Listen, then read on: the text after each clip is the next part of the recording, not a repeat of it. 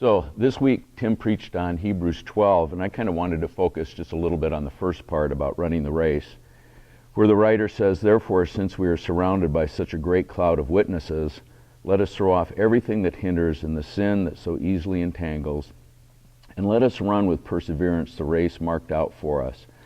Let us fix our eyes on Jesus, the author and perfecter of our faith, who for the joy before him endured the cross, scorning its shame, and sat down at the right hand of the throne of God."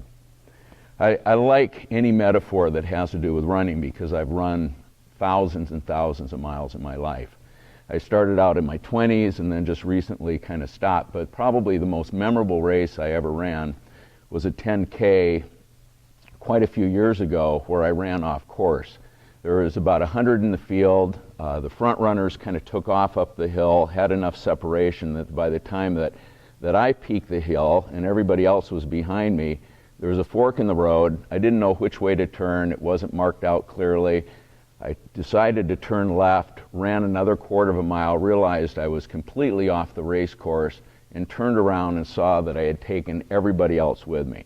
Wasn't a good day, I can guarantee you. They were not happy. I kind of thought maybe I should just keep running, but I had to go through everybody, and there were probably about a dozen people that finished the race out of 100, again, because I got off course. My life has been checkered with on and off the course running events, if we're going to continue this metaphor. And I think for me, maybe the biggest one has been the idea of running the good race, thinking that I could run a good race for Christ. And I know that sounds kind of counterintuitive because Paul talks about running the good race. But here's what I mean by that. Running the good race, that somehow I could just be good enough. I could do good enough. I could memorize the scripture. I could be disciplined in my Christian behavior. I could manage my sin. And if I played it safe enough, if I just did it well enough, I could avoid failure and pain and problems and be what I would consider a successful Christian. I don't think I believe that anymore. I think God calls us to be part of the human race. And that's marked out by acceptance of our brokenness, understanding that as human beings we're messed up, and that until we meet Christ and see him face to face, as Paul talks about in the end of 1 Corinthians 13, that when we become like him, anywhere between the start and that finish, we're going to experience brokenness, which means problems, and problems means pain. And that's an accepted part of the race, pain management.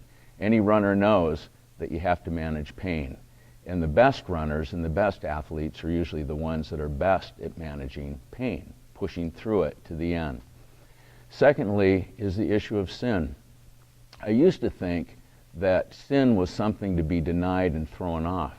I now have come to believe that sin is to be seen as a symptom that there's something wrong with what I believe, that my life isn't lining up with what God says about me.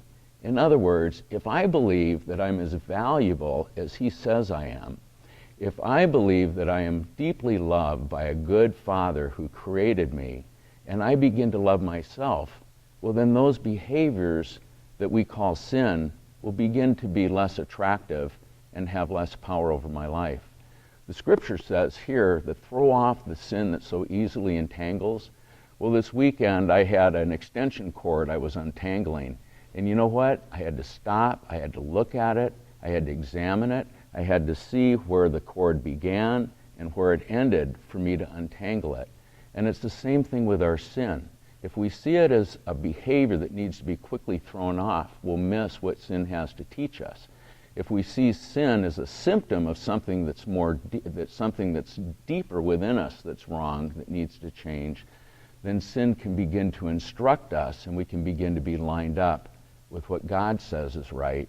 And then as we begin to love ourselves and experience his love, really we find out that sin isn't that powerful in our lives and those behaviors begin to go away. And then lastly, what is the race that we're running? Is it the race to be successful Christians, to be successful people, to play it safe and to avoid pain and failure and disappointment? I don't think so anymore. I think that it comes down to this, that the race is learning to live your life, like only love matters. C.S. Lewis writes something that I've been looking at recently that I wanted to read. He says this: to love at all is to be vulnerable. Love anything and your heart will be wrung and possibly broken. If you want to make sure of keeping it intact, you must give it to no one, not even an animal. Wrap it carefully around with hobbies and little luxuries. Avoid all entanglements.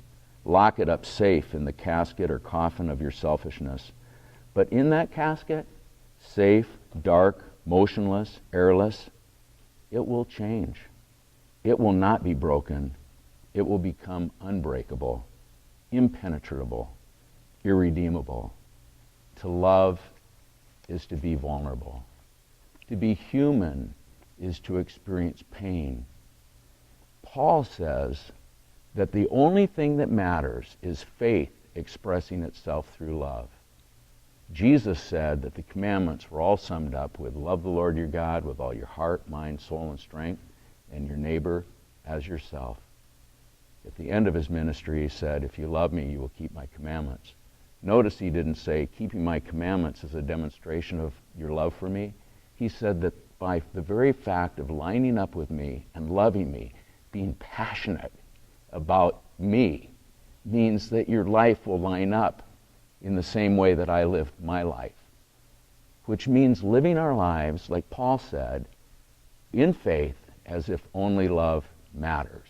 If we look at what faith is, that means getting so far out on the limb that if God doesn't come through, you're sunk, and living with a heart filled of love and passion, not sitting on the bench, but being in the game where you err and you fail and you come up short, but you know that you're doing it in the context of this high priest that we've been talking about, who loves us, who's gentle and kind, and will never leave us and fail us.